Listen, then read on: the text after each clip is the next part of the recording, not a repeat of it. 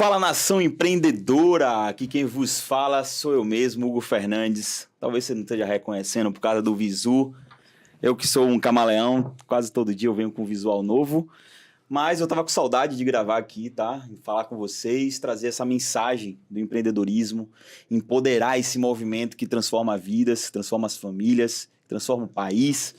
E é o empreendedorismo, né? Os pequenos e grandes empresários que levam o país nas costas, né? Não, Com Sandrão? toda certeza. Então a gente está aqui justamente para trazer, né? Essa mais uma oportunidade para você conhecer a história de alguém que começou a empreender, que, como todo bom empresário, teve suas dificuldades, teve seus desafios, mas não desistiu. E hoje ele está aqui para contar algumas histórias aqui para a gente, da trajetória de vida dele, um pouco do negócio dele, tá? Então, assim, fica aqui com a gente até o final, que vai valer muito a pena. Mas antes de a gente apresentar quem é esse convidado, tá? Se você é novo aqui, se inscreve no canal. Aqui embaixo, ó, clica aqui em se inscrever e me apresentar, né? Meu nome é Hugo Fernandes. Minto. Meu nome não, meu arroba. Não existe, tem que se apresentar pelo arroba. Não existe nome aqui. Mano. Aqui ninguém se apresenta mais pelo nome normal. É o arroba. Arroba Hugo Fernandes com Y. O seu é como o meu parceiro. Arroba Sandro Samper. Show. Se tiver outra, é cópia, né? Se é outra cópia, só tem eu, pai. Show de bola. E aí, Sandro, a gente tem alguma consideração para fazer antes de começar esse episódio? Ó, você falou muito bem que a gente traz empresários, empreendedores para mostrar a trajetória, né? E se você é um empresário, se você é um empreendedor ou se você está querendo entrar nesse mercado, eu tenho um recadinho para te dar. Nada melhor do que você ter a sua empresa sendo cuidada por uma empresa que é séria. E por isso que as nossas empresas, quem cuida da contabilidade é a Legrand Inteligência Contábil. A empresa que está com a gente desde o começo, a empresa que cuida de todos os nossos negócios, é a empresa que a gente confia e é muito mais que empresa, porque ela não cuida só do nosso CPF, ela cuida do nosso... Ou ela não cuida só do nosso CNPJ, ela cuida do nosso CPF. Qualquer decisão que a gente vai tomar, seja para adquirir um imóvel, a gente consulta ele. Já nos livrou de poucas e boas.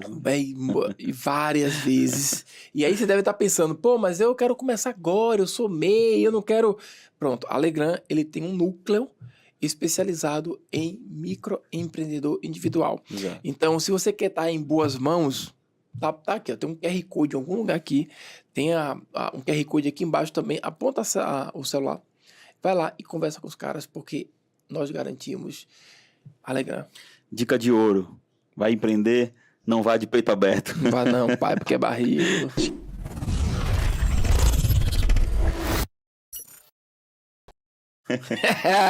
Agora vamos apresentar o nosso convidado, Show né, de Gão? bola. Nosso convidado aqui, ele tá trazendo uma proposta massa aqui pra gente, né? O tema de hoje, que é empresas quebram, pessoas não. Ixi, não é isso? Vamos lá, vamos entender mais sobre isso aí. Exatamente. Vamos lá, galera. Recebam aqui o Renato Carneiro, não é isso? Renato Carneiro, meu irmão, seja muito bem-vindo, tá? Obrigado a vocês. Renato, seja bem-vindo. A gente está muito motivado para conhecer um pouco da sua história. E eu gostei muito dessa headline. A gente quer saber, se apresente e depois você conta pra gente o porquê que empresas quebram e pessoas não. Legal. Chegar um pouco para cá o microfone. Então, boa noite. Obrigado aí a vocês pelo convite. Hugo Sandro e toda a equipe aí. Equipe grande aí da Ecossistema Podcast. Contar um pouquinho do que a gente vem aprendendo aí ao longo do nosso tempo de vida, né? De trajetória empreendendo. Eu sou aqui de Salvador, sou baiano, nascido e criado na suburbana, no Lobato. Sim. Então, é um dos grandes privilégios da minha vida ter nascido num bairro popular. E ao longo do tempo eu venho empreendendo, venho conhecendo, me conectando com pessoas, aprendendo a cada momento. E a ideia do livro é justamente compartilhar tudo que a gente passou aí, o que deu certo, o que não deu certo, o que foi sucesso, o que foi realmente um momento de aprendizado e como é que a gente faria diferente hoje com a experiência que a gente tem depois de 30 anos empreendendo. Show. Então diz aí, ó. Quem é você? O que você faz? Já vi que você é escritor. É isso que eu ia falar agora. Escritor. O que você faz? Quem você é? E apresenta o seu livro, que eu tô doido para conhecer mais sobre o Inquebrável. Esse é o livro, Inquebrável. Empresas quebram, pessoas não. Né? Então, o seu Renato, pai da Nicole. Né? Nicole tem 14 anos, meu grande bem. Eu tenho uma empresa de TI, tá? A Innovit, que tem 16 anos. Então, é uma empresa que é uma empresa de sucesso, que já funciona sem a presença do dono, enfim, processos redondinhos, que está aqui no livro toda a história dela. Boa. Não pode deixar de estar, né? Boa. Que é a empresa que deu certo e está até hoje. Eu tive outros negócios ao longo do tempo, né? Que eu espero que possa compartilhar aqui com vocês. Show. E esse exemplar aí é do ecossistema? Mas aqui é de vocês, trouxe aqui, já eu vou... Eu ia falar isso agora, no final eu quero uma dedicatória, porque daqui a pouquíssimos meses ou anos, eu quero dizer assim, eu tenho um exemplar autografado. Do Inquebrável. Porque o homem vai chegar longe. Inquebrável, empresas quebram, pessoas não. Como Contextualize assim, né? Isso aí pra gente. A ideia aqui é a ideia da resiliência, né? Veja, você vê muitos esportistas aí que muitos não desistem na primeira caída. Verdade. Então, eu vou contar aqui, no momento certo, o que eu passei durante esse tempo e que não fez com que eu desistisse. Né? Ou pelo sonho, ou por missão, ninguém sabe. Sim. Mas você quer chegar a algum lugar, meu irmão, então você não espera tempo ruim, né? Aquela velha história, se você quer fazer uma atividade física, você vai na chuva ou no sol. Exato. Se esperar o tempo... Você fica refém das consequências da vida. Então, você tem que ser a causa tem que ser sua, entendeu? Para daí isso gerar consequências. Então, essa ideia, né? Eu tive o prazer de convidar um querido amigo, Quito Góes, contei a história do livro para ele, não tinha o nome ainda. Massa. E aí ele disse, rapaz, é inquebrável, empresas quebram, pessoas não. Eu disse, é isso aí, não precisa dizer outro, foi tiro e queda. Então, essa é a ideia. Pô, Quito é brilhante, Quito é brilhante. A gente entrevistou ele aqui também, Quito é brilhante, é fantástico. E quando eu vi essa headline pela primeira vez, eu só lembrava da minha trajetória. Porque quando eu ouvi empresas quebram, pessoas não, primeiro eu fiquei, será? E quando eu olho para trás, eu falei, velho, eu quebrei 4 empresas. Isso então, fato, as empresas quebraram, eu tô aqui, eu não tô quebrado. Então, aí depois fez sentido quando eu olhei para trás. Pô, fantástico isso. Né? Porque se você for analisar grandes empresários, eles quebraram ao longo do tempo, né? Eles construíram negócios que não deram certo e você falou de resiliência. Eles não pararam, eles continuaram até acertar. Então, eu achei fantástico, velho. E eu me identifiquei com isso, porque eu já quebrei 4 empresas. Aí, por exemplo, se eu for olhar agora pro contexto de uma situação, meu padrasto sempre foi CLT, abriu uma empresa, não deu certo, voltou a ser CLT. Ou seja, ele quebrou. Né? Por quê? Porque se ele não quebrasse, ele ia continuar persistindo e abrir outra empresa, mas ele quebrou, né?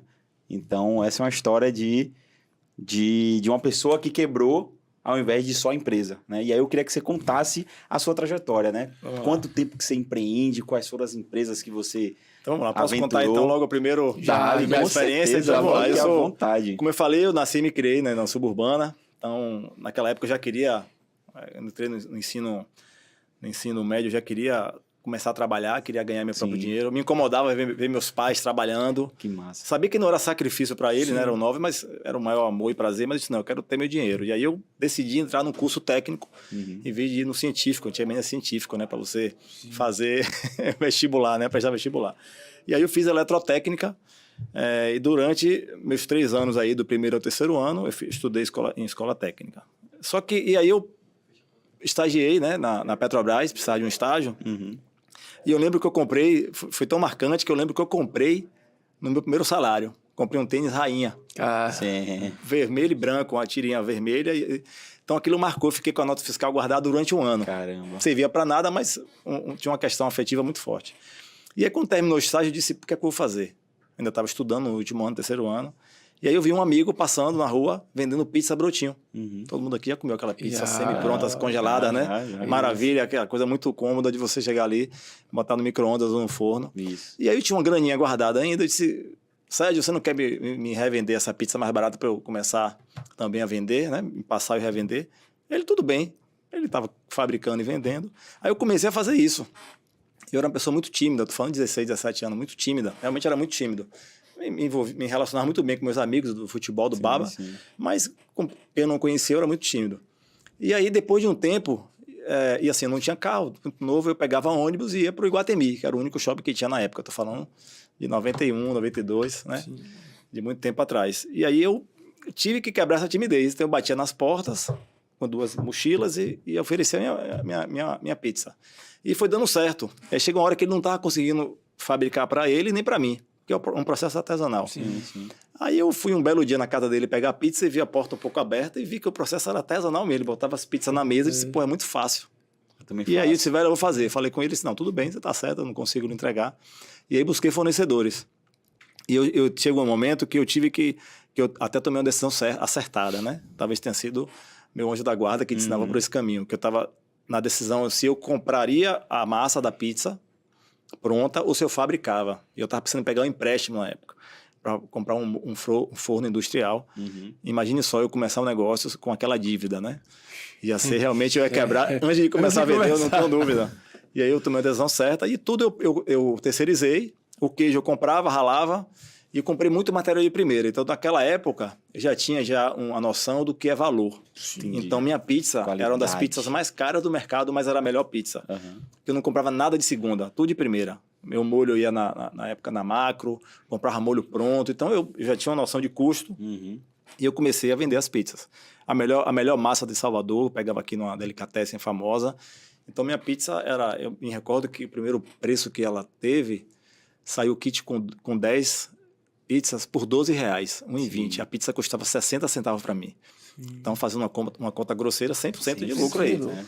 Então, eu concorria com a maioria das pessoas vendendo a R$10.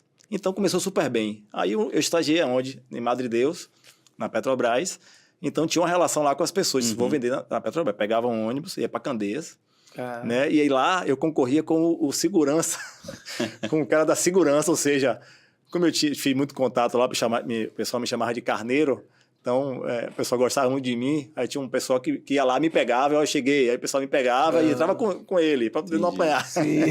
E aí eu vendia muito lá. E aí no meu auge, eu cheguei a vender 1.000 pizzas em uma semana no período de carnaval. Caramba! Nossa. Então eu dormia às vezes 2, 3 da manhã fabricando, né, a pizza. E no dia seguinte, não dava tempo, eu ensacava, né? Botava os molhos ali direitinho, botava os ingredientes de maneira bem simétrica, né? Porque você come com os olhos, Sim. Então isso também foi uma coisa que eu me liguei muito na época. E eu botava no saco, ensacava, deixava no freezer, no dia seguinte já nem estava congelado, aí eu ia para a roupa vender. Então foi uma experiência bacana, comprei carro assim, meu primeiro carro foi um Passat iraquiano. Então assim, é um orgulho retal de você começar um negócio e começar... E assim, eu tinha muita noção financeira, né? Então eu tinha certeza que aquele dinheiro não é meu, porque eu comprava a prazo e vendia a prazo. Sim. Então, imagine só, uma pessoa que nunca teve nenhuma experiência. Com menos de 18 anos, você ter dinheiro no bolso, porque imagine 1.000 pizzas aí vendendo a R$12. Quanto é que você recebia? Só que eu sabia que o dinheiro não era meu. Então, tinha muita consciência e isso foi importante porque eu consegui ter uma relação muito boa com os fornecedores. E aí, eu tive uma proposta, né? O negócio estava prosperando. E aí, tive uma proposta de um amigo de colégio, que morava em Dias d'Ávila. O pai dele, na época, trabalhava vendendo quentinhas, pessoal oriental, né, com Sansei, Nisei, enfim. E aí era muito esperto. E aí eles quebraram com o negócio da quentinha. E aí ele disse, Renatinho, me chama de Renatinho. Você não quer me vender aqui umas pizzas para eu fabricar, para eu poder revender aqui, não? Eu disse, não, tudo bem. Aí ele me convidou, fui lá. E aí o pai dele queria que a gente abrisse uma fábrica lá. Mas aqui não estava me cheirando bem. Disse, rapaz, não, faz o seguinte, eu vou lhe fornecer a pizza mais barata. E você vai vender. Aí eu tive essa ideia de que vou ganhar na escala. Então, o que eu fabricava, eu passava uma parte para ele e a outra eu vendia. Aí, ao mesmo tempo, outro colega também de colégio disse para o Renato, meu irmão, aqui já em Lauro de Freitas, tá sem trabalhar, é um cara que conhece muita gente. Você não quer fazer o mesmo processo com ele? Microfranquia. E aí eu disse, pô, bacana. Ou seja, eu peguei que já era artesanal, praticamente só fabricando, teve um período que a mãe chegou de viagem também a ajudar a fabricar, e comecei a distribuir. E aí minha margem foi lá para baixo. Né? E aí foi o que aconteceu. Claro, eu estava vendendo mais, meu lucro menor, mas você ganhando na escala, o resultado no final até que saía melhor. Só que eu entregava a pizza na semana, na outra semana eu entregava e recebia da semana anterior. Criei esse modelo. Aí chegou um momento que os dois ficaram me devendo. Aí o de Lauro de Freitas disse, não, segura um pouquinho lá, não me entrega agora não, que eu vou receber primeiro, vou lhe pagar para pegar de novo. Você viu o perfil do cara. Sim. Já o de Ardávila disse, não, tô atrasado, mas vou lhe pagar, tô atrasado, mas vou lhe pagar. Eu, inexperiente, caí no conto do vigário. Aí quando eu olhei, tinha 3 meses sem me pagar. Caramba. Imagine só naquele momento, você sem fluxo de caixa. Você entregando. Aí começou a voltar cheque meu, aí minha mãe é uma pessoa super correta, ficou muito incomodada. Eu não tinha 18 anos ainda, então nem era de maior, né? Assim, dentro da lei brasileira na época. E aí eu me vi na situação que eu comecei a atrasar pagamento de fornecedor, que ele estava me deixando angustiado. E aí o cara enrolando, meu negócio quebrou justamente nesse momento. Caramba. Que eu não conseguia arcar com os compromissos, não tinha fluxo de caixa. Veja que o negócio próspero. E quebrou justamente no momento de crescer. E foi esse o primeiro aprendizado que eu tive no livro, que crescer muitas vezes é o pior caminho que você pode tomar. Pô, tem que ter o tempo certo para crescer também. Tá? E aí eu terminei o negócio de pizza.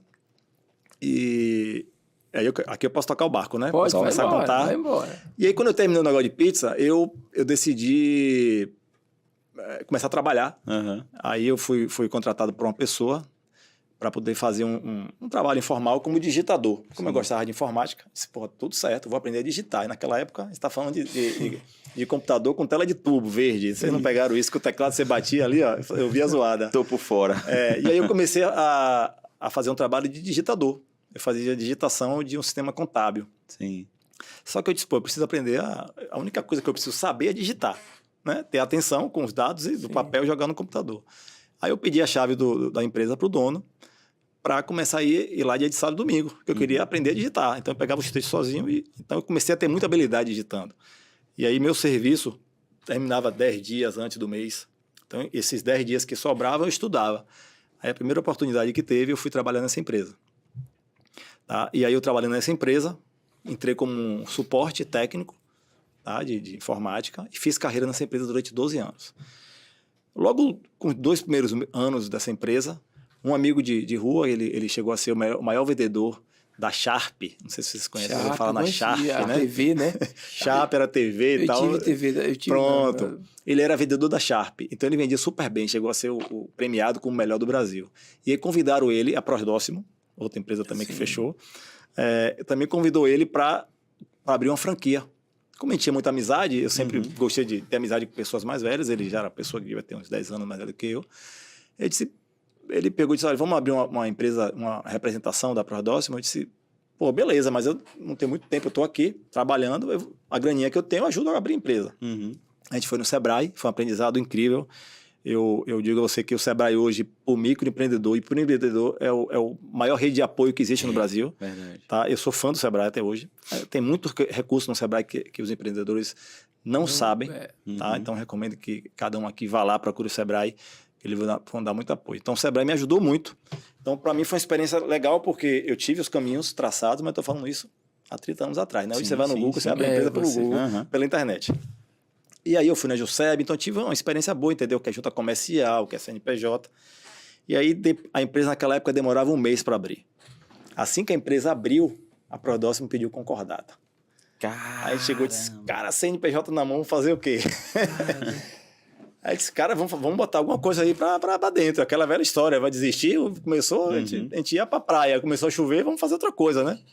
E aí a gente teve uma ideia de buscar, não sei como é que surgiu isso, para a gente fazer a representação daquele filtro de água Europa. Sim. Não sei se você conhece. O Sandro conhece mais daqui, que o Sandro é das antigas. Das antigas. É o mesmo filtro, você bota um filtro na torneira da pia. Então você tem a pia e também tem uns filtros normais. E a gente foi lá, conversou com o cara gostou e ele disse, isso aqui é a primeira venda de vocês e tal. Aí a gente achou aquilo fascinante. Nossa. Né? Parecia 2 meninos que namorou pela primeira vez, tá? Saí apaixonado. E aí o que foi que a gente fez? Vamos abrir uma vaga, né, para contratar vendedores. Colocamos o anúncio no jornal. Como nós não tínhamos sede, né? Na época que eu abri a empresa, tive que abrir a empresa. Eu peguei meu quarto, lá minha casa era grande, era eram 5 filhos, mas as meninas eram um quarto e os meninos outro. Aí peguei meu irmão, joguei outro quarto, peguei meu quarto, tirei tudo e quebrei a janela, fiz uma porta, que antigamente você podia, para ter representação, você precisa ter um espaço físico. Sim. Aí o pessoal foi lá, me deu a vará e pronto. Depois eu botei meu quarto de volta e fiz um escritóriozinho. E aí, a gente pegou e abriu um anúncio no jornal, alugamos uma sala, tá? Para poder, uma sala bonitinha para receber os vendedores. Sim. E aí nesse dia a gente saiu com 12 vendedores na rua, disse, pronto, vamos ficar rico. Treinamos e no mesmo dia a gente selecionou, tá? Fez a entrevista, selecionou, já treinou o pessoal. E... Entregou os classificadores com os prospectos, tudo, já estava contando dinheiro, imagine só. E sei que início foi um mês vendendo na rua e não sei o que, só gastando tempo e dinheiro e 0 de vendas. A gente não teve uma venda, tá? Aí o pessoal fala, não é possível. Não teve uma venda, ninguém, o pessoal parece que desistiu. Negócio mal treinado, né? Sim, sim. Começou errado, vai dar errado. Não é bem assim, né? A troco de quê, né? Tem os custos que você tem que botar aí, tem o incentivo financeiro. Naquela época a gente não tinha noção. E esse negócio nem bem começou, ele já não deu certo. E a gente ficou com a empresa inapta. Né? Ele foi para o caminho dele, eu continuei trabalhando, fiz carreira nessa empresa, então para mim foi muito importante, porque até então só tive experiência empreendendo, eu era o único dono, não tinha quem me ensinasse, não tinha onde aprender no ambiente corporativo. E nessa empresa eu tive que aprender muito, principalmente a humildade, né? Você com 18 anos, você pensa que você é dono da verdade, né? Exato. Eu lembro que quando eu falei para o meu pai minha família de interior aqui de Valente. A minha mãe era um exemplo fantástico, porque apesar do tempo dela, ela sempre quis trabalhar. Então, a minha mãe não era dona de casa, minha mãe trabalhava, sustentava a família também junto com meu pai. E meu pai estudou até a 3ª série do ensino, né? Do ensino primário ali. Então, ele veio para aqui para servir a aeronáutica. E aí, não fez carreira, mas começou a trabalhar. Então, meu pai também empreendeu. Sim. Era um cara da prática. Né? E aí, eu cheguei para ele na época e disse, meu pai... Tô querendo abrir empresa. Ele me chamou, calma, nem bem por aí, isso aqui. Só que você não ouve com 18 anos. Quem é adolescente aqui sabe. Quem tem filho chegando nessa fase, a fase da aborrecência, sabe. Não vai escutar você. Pergunta por perguntar. Ou então pergunta porque quer que fale o que você quer ouvir. Né? Para validar as suas afirmações, né? E aí eu disse, eu não esqueço desse dia. E aí depois que eu quebrei, eu só lembrei dele. Claro que ele não me disse nada, né? E assim. E aí eu peguei e fiquei nessa empresa. E foi muito bom, porque, de fato, a humildade, assim, eu tive que realmente... disse, peraí, calma, eu não sou dono da verdade. Tem pessoas aqui que estão na empresa, no ambiente corporativo há muito tempo, deixa eu aprender com elas. Então, tive que aprender a me relacionar melhor, né? Ouvir as pessoas e tal. E aí, eu tive um crescimento muito bom. Primeiro, porque eu entendi o que era uma empresa. O que é que a empresa precisa ter para poder ela funcionar sem a presença do dono. Uhum. Setores organizados, bons líderes, sabe? Cultura. Então, aprendi muito nessa empresa.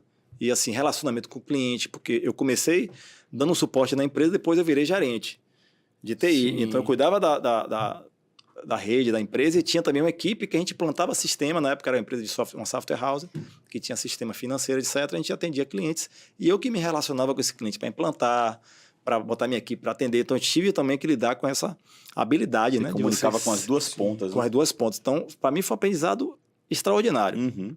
E aí, ao longo do tempo, eu ainda morava com minha mãe, o tempo foi passando, aí você construindo sua carreira, pegando uma aquisiçãozinha financeira. Aí, faltando 2 anos, eu pedi para sair, eu disse, já não dá dando para mim isso aqui. Sabe aquela coisa que incomoda você estar num lugar que você não percebe que vai crescer? Tá? Porque minha área era a área que a empresa não vendia era mais programadores e tal, e não vou crescer. Só que eu disse, pô, vou montar meu negócio, mas como é que eu vou montar um negócio sem nenhum tipo de aprendizado, né? Teórico? Não fiz faculdade de administração, não fiz nada disso. Aí eu descobri, na época já tinha um pouco de acesso à internet, descobri que existia um negócio chamado plano de negócio.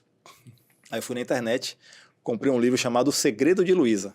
Que é um livro fantástico. Que é um livro que ensina você a montar um plano de negócio. Fantástico. Fantástico. Exatamente. É uma história fantástica, meio lúdico. Meio lúdico. É muito simples. Aí, irmão, eu peguei e fiz o quê? Disse, a história de Luiza, né? O Segredo de Luiza. Todo empreendedor tem que assistir esse livro. Todo mundo que quer empreender é muito assistir, massa. Não, tem que ler o livro. Tem que ler. E aí, o que foi que eu fiz? E ver que Deus coloca as coisas certas na hora que você está pronto, né? Eu estava lá estudando o livro, aí minha irmã mais velha, eu tenho 3 irmãs e um irmão, né? Parte de mãe e pai. Só para você não ver que é mentira, é aquele. Ele aqui, ó. Você tem esse livro? Que massa. Eu li o livro. Esse aqui mesmo. Esse fantástico. Eu tenho até ver onde é que tá o meu. Mas ele aí. Fantástico. Então, ó, você que tá aí em casa, recomendo. Querida. Muito bom mesmo. E aí eu peguei, estudei o livro, né? Muito a fundo, se vou montar um plano de negócio. Só que naquela época eu ainda estava na empresa. E aí eu disse, cheguei para o dono da empresa, só preciso sair.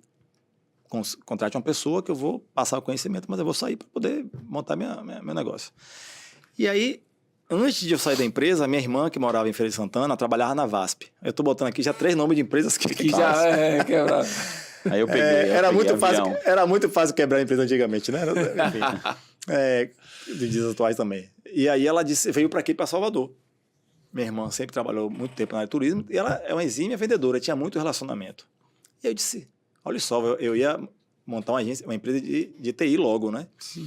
Aí eu disse, não, peraí, já tenho venda, já tenho cliente, porque a TI ia começar do zero, pronto. Minha irmã, você não quer abrir agência de turismo comigo, não? Ela, como assim?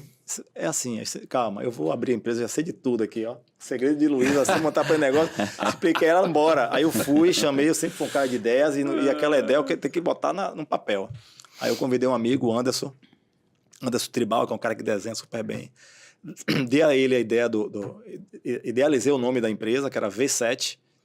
Aí eu fui lá na internet, numerologia, vi que o 7 era, cabalisticamente, era um nome positivo, um número positivo. E a gente fez uma marca massa, que era um V, e a outra ponta do V era um 7, turismo. Velho, lindo. Quem olhava assim, disse, porra, a empresa aqui, mega empresa. É importante que o empreendedor entenda que ele precisa se mostrar como grande. Com certeza. Porque senão o material ruim, uma marca ruim, o cara já não lhe recebe. E você já sabia fazer isso desde a época da pizza, Já hein? sabia desde a época da pizza. Show. A pizza era bem organizada, bem bonita. E aí eu disse, vamos nessa. Aí eu peguei... Eu não deixei de fazer nada que tinha no manual, né, do Business Plan. E aí a gente foi para onde? Para a Vila do Atlântico. Disse, pô, vamos no lugar que o pessoal tem uma renda per capita boa, né? Vamos, Vilas. Naquela época a Vila estava crescendo. E aí eu encontrei um ponto bacana em frente àquele posto de gasolina de Vilas, o principal. Sim. Ali no Empresarial, Vila, se não me engano. Tem empresarial. Né? Logo depois. Fica numa esquininha ali. Isso. Aí eu fui para lá, a gente alugou uma sala. Isso, o dinheirinho que tinha. Só que minha irmã, como ela tinha carteira de cliente boa, ela disse, gente, estou agora com a agência. E eu tinha alguns conhecidos, vendi muito pelo Orkut. Vendi muito pelo Orkut, a pessoa, tô com essa agência aqui, a pessoa não entendeu nada. Pô, Zé Dito aí, tá... Não, calma, é assim o movimento. E aí a empresa, no segundo mês, o primeiro mês já tá se pagando. Caramba. Então isso foi ótimo. Aí todo o dinheiro que entrava na empresa, marketing. Tinha umas coisas que você não sabe onde você aprende, né? Deve ser o meu anjo da guarda, que é maravilhoso. E aí, busquei uma revista bem famosa que tem em Vilas, a Vila Magazine. Botei lá investimento desde o início. E panfletei. E entrevistei as pessoas na rua. E aí eu entrevistava a pessoa na rua e tinha mais certeza que eu tomei a decisão certa. Eu já sabia que existiam 6 empresas de turismo em Vilas. Só que as pessoas que eu entrevistava diziam assim, que massa, uma agência de turismo em Vilas. Nossa. Ninguém disse, opa, meu Deus do céu, vou nadar no Oceano Azul. E aí eu comecei a vender muito em Vilas. Só que chegou a hora que eu disse, espera aí, velho. Estou validando meu MVP de empreendedor. Montando um plano de negócio, dando super certo. E aí, em paralelo a isso, eu preciso idealizar a minha empresa.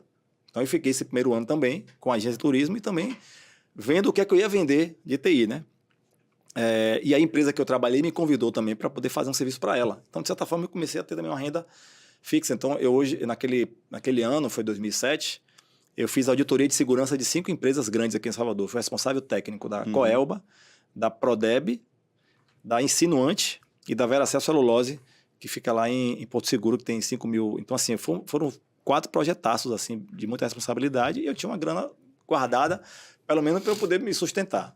E se a empresa precisasse, eu dar também. E aí, ao longo desse tempo, eu fui tentando passar a situação para minha irmã para poder idealizar a minha empresa. E aí, ao final de 2007, eu idealizei o nome da Innovit, que aí vem de inovação em IT, né, tecnologia da informação. E aí, mesma coisa, chamei uma pessoa, fiz uma marca top. Essa marca durou 10 anos. Eu só fiz o redesenho dela depois de 10 anos. Então, se você ver a marca da Innovit hoje, é outra marca. Eu chamei esse meu outro amigo que fez a marca lá. A primeira marca, eu fiz uma permuta, que naquela época eu me virava, fazia site, fazia tudo. Chamei um cara que desenhava e disse, velho, eu vou fazer seu site, você faz minha marca. Tudo certo, tudo, beleza, tudo certo, escambo, né? Porque... Escambo, E aí, deu super certo, assim, a Innovit, aí eu deixei a agência com minha irmã. Com o tempo eu ainda apoiei ela, mas não era o negócio dela administrar, né? Aí a empresa ainda durou um ano e pouco.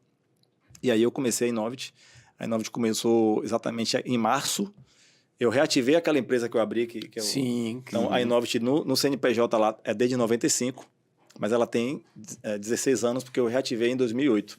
Então, tirei o nome da empresa, botei um novo, tirei o sócio, né? E hoje estou tocando o barco aí sozinho, tá?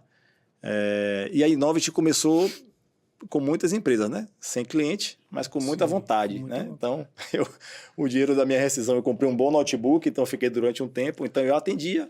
É aquela velha história, né? Microempreendedor, ele bate escanteio, vai para a área e ainda vai para o gol para defender. Exato.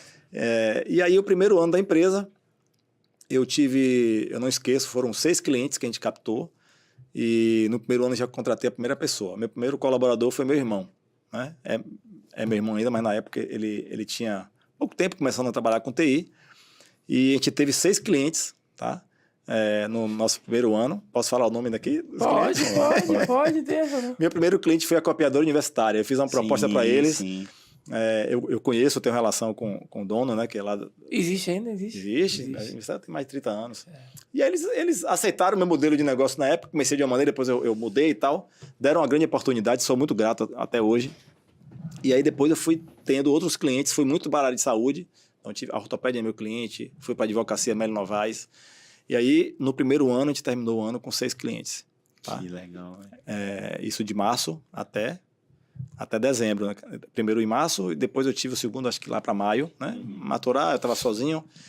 E aí, cara, aquela coisa, parece que minha alma meu espírito já veio com algumas evoluções aí que me davam os insights assim que eu nunca tinha aprendido. Uma delas, né? Já falei aqui da questão financeira, de separar muito bem a minha finança pessoal, não a minha pessoal da empresa. Então, não, eu tô pontuando, outra é o marketing. Isso, exatamente. Então, assim, eu sempre tive muita noção, muita consciência de que eu não podia. Eu também tinha consciência de que eu precisava ganhar pela empresa. Sim, então, eu era um custo que a empresa precisava pagar. Então, isso me ajudou muito. A eu não ter... eu não aumentar o risco da empresa. Você não tinha nenhum exemplo assim na família, algum amigo, nada? Não tinha. Meu pai empreendia, né? Ele teve negócios, entendi. Né? Mas eu não acompanhava. Você não atribui que você... Meu pai teve empresas, quebrou, meu pai já teve fábrica de sisal também. O cara que... Eu via ele na habilidade, eu não tinha contato, assim, né? Ele não me passava. E depois, também nesse período, meu pai separou, ficou muito tempo longe e tal, apesar de tendo contato. Mas não tinha, assim, dentro da família. Né? Minha mãe era empreendedora. Minha mãe, ela fez carreira, não foi aquela dona de casa como antigamente, né? Se tinha muito, era muito normal. Então, tudo isso é exemplo, né? Exato. E aí, em Novid começou. Aí, no segundo ano, eu tô falando em 2008, que rodou, 2009. Aí, quando chegou em 2011, a empresa já estava com funcionários e tal, com gente na parte da financeira, que era uma demanda que estava comigo, que é chata. Porque você tem que controlar, não pode esquecer de enviar boleto, nota fiscal, você vê com o cliente, não sei o que, pagar funcionário. E aí, eu recebi um e-mail, tá? Aquele e-mail típico de spam, com o nome de uma empresa americana, Action Coach. Naquela época, começando a se falar de coach, business coach. Sim. E aí, aquele dia que o normal é você apagar, né? No spam, né? Hoje em dia você apaga sem ler. Naquele dia, alguma coisa disse, não apague não. A empresa ficava no Tomé de Souza, em frente ao escritório, que antigamente era no Aurélio Leiro. Eu disse, eu vou lá conhecer o que é isso. Aí eu fui e achei fantástico. Preciso disso para mim. Porque eu estava trabalhando 14, 16 horas por dia. Chegava sexta-feira, eu tinha enxaqueca braba que tinha que desligar a casa toda, porque eu não aguentava mais, sabe, aquela estafa, o estresse, trabalhando sempre na pressão e nunca terminava e sempre tinha coisa para fazer no dia seguinte. E aí o Business Coach foi um divisor de águas, porque eu não só gostei do curso, como eu formei uma turma praticamente. Eu levei, eu sempre gostei muito, falei mais cedo aqui, de agregar, de prosperar as coisas, que eu acho que é importante, que a gente prospera a vida dos outros, que a gente vai ser beneficiado também. É um ciclo natural, né? E aí eu levei meu contador, que eram 2 irmãos, que é meu contador até hoje, que são meus primos, o pessoal da GESCOM. Levei um amigo, que é meu amigo até hoje, que também virou meu cliente, Paulo Paixão, da MP. E levei mais uma pessoa que eu conhecia, que tinha outra empresa. Então só aí eu levei metade da turma, porque era uma turma com 8, comigo foram 5. E aí pronto, a gente fez o treinamento de coach. E eu lembro da primeira pergunta que ela fez na reunião de abertura e que eu acabei dando uma resposta que agradou. Ela me deu um livro chamado O Mito Empreendedor, que é fantástico também. Ela falou, vem cá, qual é o grande sonho de um empresário? Ela fez uma pergunta assim, para um negócio. O que é que vocês diriam aí? Qual o grande sonho? É um sonho como negócio, assim. Rapaz, o grande sonho do empresário como negócio? Com o negócio dele, quando ele constrói um negócio assim, porra, ele chegou nesse patamar e disse, pô, que legal. Dá lucro. Dá lucro é bom, né? É massa. Rapaz, me pegou. Rapaz, eu acho que o grande sonho do empresário, no negócio dele, é ele... Eu vou falar por mim. Eu tive uma empresa que ela ficou grande um tempo e minha maior satisfação era eu ter um negócio que gerava renda e desenvolvimento lá para Cajazeiras, onde eu vi.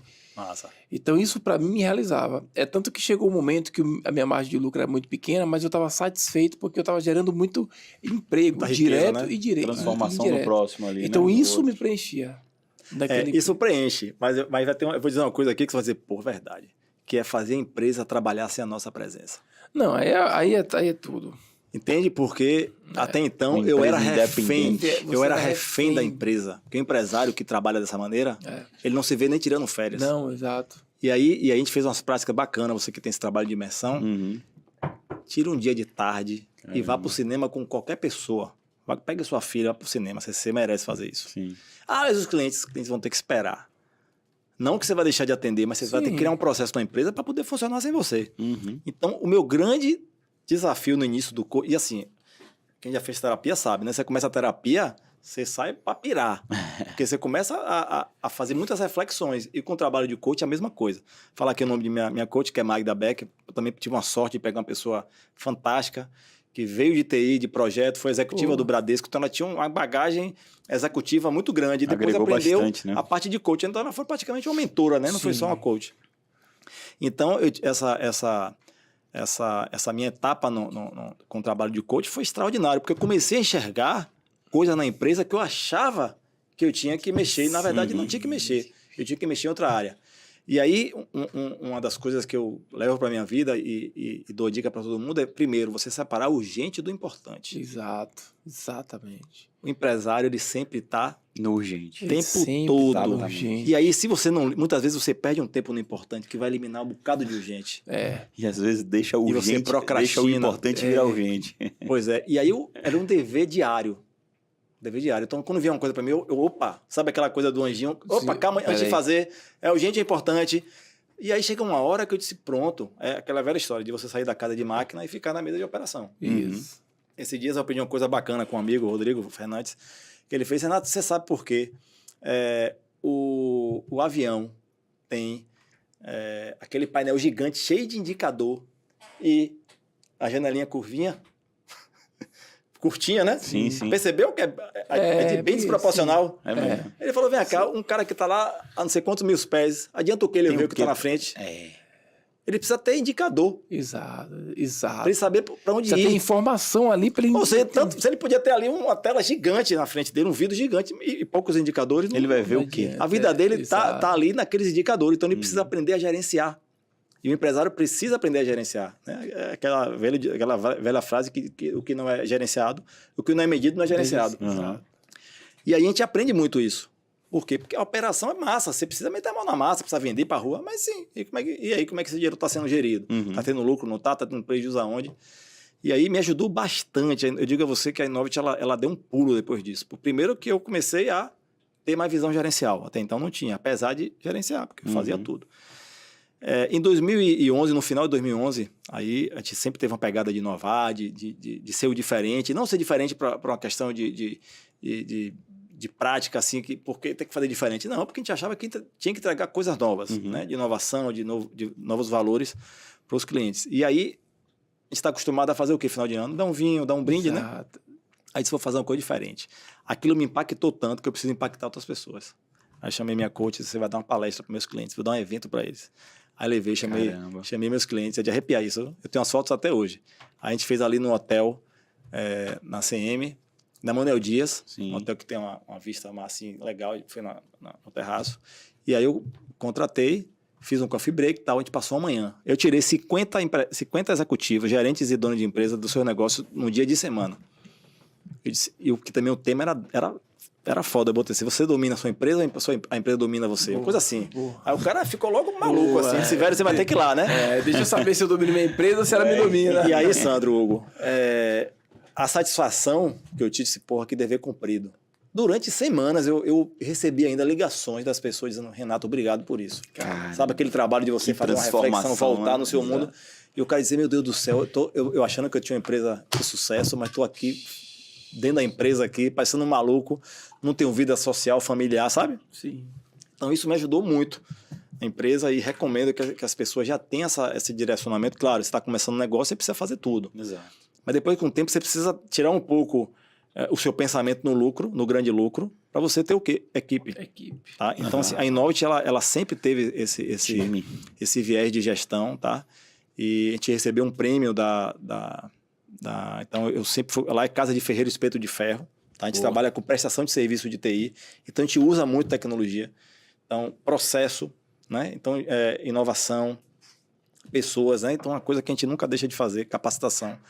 E em 2016 a gente ganhou um prêmio do Sebrae. O Sebrae antigamente dava um prêmio chamado MPE Brasil. Não sei se vocês conhecem. Que eles premiam empresas maduras em gestão. Então, era uma escola, porque você se inscrevia. Sim. E aí eu me inscrevi durante 3 anos, no último ano que a gente conseguiu. Primeiro ano eu fui, aí vai uma pessoa, eles mandam um questionário com 100 perguntas, e aí é um raio-x da sua empresa, você responde Sim. tudo. Aí eles analisam se você está maduro ou não para passar para a segunda fase. Aí no primeiro ano eu não passei. Aí no segundo ano eu já passei para a segunda fase, que é o quê? O auditor. Eu já estava mais maduro, Sim. o auditor foi lá ver se realmente o que eu coloquei no papel Condiz. condiz, é o registro. Agora você tira uma certificação Sim. ISO que chega um auditor lá para ver se é verdade. Aí eu não passei para a terceira fase. Por quê? Porque tinha alguns números que eu tinha pouco tempo usando. Tipo, medição de satisfação de cliente. Tinha 1 ano, tinha que ter 3. Enfim, Entendi. eu disse, eu estou no caminho certo. E eu continuando. E é isso, né? Você tem que acreditar. Sem quebrar. Sem quebrar. Tem que acreditar e tem que ter consistência. Exato. O trabalho tem que ter consistência. Né? Tem coisa que você não consegue, é igual a um Michael Jordan. O Michael Jordan não bateu recorde em pouco tempo. Exato, Né? Nego exato. pensa que é só 9 segundos ali, mas é muito tempo de trabalho, de resiliência, de perseverança. E aí a gente passou no terceiro ano, e aí foram 2.600 empresas, micro e pequenas empresas, inscritas na Bahia, e apenas 12 empresas foram para a final. A Innovit estava lá. Então, de TI na Bahia só tinha gente. Então, assim, estamos muito bem a nível de maturidade gerencial. Sim. Então, isso fez com que a empresa, de fato, a gente teve excelentes momentos, né, de negócio. A pandemia veio e nos ensinou também, tá? Foi um aprendizado também bacana com a pandemia, porque a gente teve que pensar nas pessoas, tá? Sim. Então, foi uma opção nossa. Então, em 15 dias, a empresa perdeu 30% do faturamento. Então, imagine só você perder 30% do faturamento. Mais do que você não lucra 30% você não lucra, com serviço. Exato. Aí eu disse, qual o correto? Demitir as pessoas, né? Mas eu disse, vou demitir a pessoa fazer o quê? Na pandemia não vai conseguir emprego, vai morrer de fome. Então, a gente pensou muito nas pessoas na época. E aí também o lado do empresário se eu também fizer isso, eu também vou... Exato. A pandemia não vai demorar tanto tempo. A gente tinha essa expectativa de não demorar, só que demorou 2 anos. Era só 15 dias. E aí, se vou demitir a pessoa, depois a pessoa sai, treinar de novo. Ele ia ficar ali 5 meses, né? 3, 4, 5 meses de seguro-desemprego, mas aí eu fiz o quê? A MP foi bacana, aquela MP, né? Que ajudou muito as empresas. Sim. Então, eu fiz alguns ajustes com 2, 3 pessoas. Aí tem um cliente nosso, que é o nosso principal cliente, que na época cortou, né? Teve que cortar porque o aeroporto chegou a ter 3 voos no dia. O aeroporto se resumiu. Eu fui no aeroporto fazendo a visita na época da pandemia, e aí quando eu cheguei lá, o aeroporto se resumia em uma única escada rolante que ficava perto ali. Ainda não tinha a reforma que a Vancy fez. Sim. Então, ficava ali perto do lado esquerdo, ali perto da lotérica. Então, era aquilo ali. Eu disse, meu Deus do céu, para ir. Então, não tinha como um cliente desse manter o custo. Então, a gente reduziu a nossa equipe. E eu peguei algumas pessoas e continuei lá, fazendo um serviço, e ainda banquei isso durante um tempo. Então, foi um preço que a gente está pagando hoje. A gente terminou o ano do ano passado, sabendo que ia pagar o preço, mas valeu muito a pena, tá? Sim. Acho que a gente tem que, de fato, valorizar as pessoas que vestem a camisa de verdade, sabe? Que entendem o propósito. E criar cultura na empresa é outra coisa que não é uma coisa muito simples, né? Exato. Principalmente cultura. Cultura é muito mais o que você faz do que o que você diz. Isso. Não é nem muito mais, é o que você faz. Que você faz. Não é o que você diz, é igual a filho, né? Cultura é isso. Cultura é o que o dono, né? O que o líder ali da empresa, ele institui como ações, né? Que ele faz e que ele quer perpetuar. E ações automáticas. Chega a ser ações automáticas. Né? Antes de terminar da Innovit, eu vou lembrar aqui da Linkar, tá? Que foi uma agência de viagem, né? Veja que eu tive muitas coisas nesse período. Sua irmã?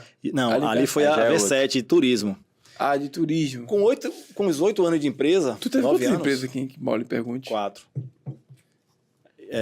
E aí, eu com os 9 anos, eu sempre tive muitas ideias. Legal, eu tive... Vocês conhecem o Conta Azul? Conheço. Pronto. Eu tive a ideia do Conta Azul onde nem existia informática. Assim, informática não existia ainda internet globalizada. Mas eu disse, vamos fazer um sistema financeiro para pessoa física. Aí eu chamei meus amigos na época que trabalhavam nessa empresa que eu trabalhei, que eles eram programadores, eu não sabia programar, era de suporte. E aí, só que a galera, na época, todo mundo queria, final de semana, sair para tomar uma, para poder se divertir, né? Não queria estar em casa trabalhando. E aí, nunca consegui botar para andar. E tive outras ideias também, mas eu não tive condição na época de fazer. E aí, quando eu comecei a ter condição financeira para bancar alguma coisa desse tipo, eu disse, vou abrir uma empresa. Porque as pessoas me viam muito de TI como programação, nunca me viam com suporte. Até explicar, eu perdi a oportunidade. Eu disse, Qual a oportunidade? Agora que eu estou com a empresa rodando, tenho um certo nome, vou montar um negócio de desenvolvimento. E aí eu convidei, inicialmente um amigo, não deu certo, convidei outra pessoa que tinha uma empresa de marketing, com 2 sócios, a gente pegou e montou essa agência. Então, a ideia da agência de marketing é que ela ia, inicialmente, eu ia pegar os clientes da Innovit, porque eu já tinha relacionamento, e eu tenho um relacionamento muito forte, as pessoas confiam em Renato, confiam no que eu entrego, e trouxe muita gente para a empresa. Então, ou seja, a empresa já começou a se bancando, depois de 3 ou 4 meses. Então, a ideia do marketing digital era essa, fazer marketing digital e desenvolver produtos. Só que aí, ao longo do tempo, que foi mais um aprendizado, eu acabei não fazendo um acordo de sócio, abri empresa, calma. E aí, na primeira oportunidade, eu comecei, meu sócio na época, ele começou a ir para a área de desenvolvimento. Ele tinha uma startup na época e eu comecei a indicar alguns clientes de desenvolvimento. Como a Alencar não tinha ainda equipe, eu indicava para ele. E aí, quando eu tentei vir para cá para a gente começar, eu vi que a empresa dele, ele começou a construir uma empresa, com indicações minhas e também outras. Eu disse, rapaz, isso não está certo. Isso aqui foi um desgaste que a gente teve. Ele falou que não era bem assim, não sei o quê. Só que eu decidi continuar com a Alencar. Disse, não, tudo bem. A de desenvolvimento não deu certo, mas a Alencar está aqui, começando a ter clientes, vamos embora.